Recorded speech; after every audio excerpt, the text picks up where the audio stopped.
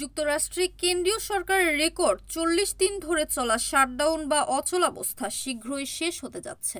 সিনেটের ডেমোক্রেটিক ও রিপাবলিকান দলের সদস্যরা কেন্দ্রীয় সরকারের তহবিল চালু রাখার জন্য একটি সমঝোতায় পৌঁছেছেন।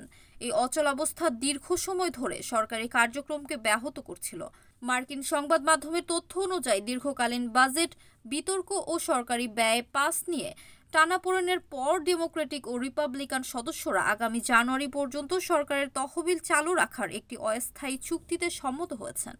এ সিদ্ধান্তের ফলে স্বাস্থ্যসেবা ভর্তুকি, খাদ্য সহায়তা এবং প্রেসিডেন্ট ডোনাল্ড ট্রাম্পের সরকারি কর্মী বরখাস্ত সংক্রান্ত কার্যক্রম আবার সচল হবে।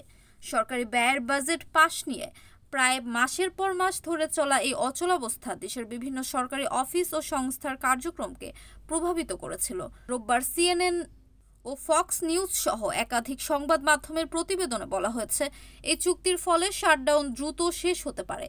প্রেসিডেন্ট ডোনাল্ড ট্রাম্প সাংবাদিকদের বলেন, দেখে মনে হচ্ছে সরকারের অচলাবস্থা শিগগির শেষ হতে যাচ্ছে।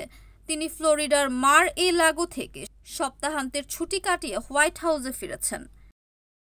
এনএএন টিভি নিউজ ডেস্ক।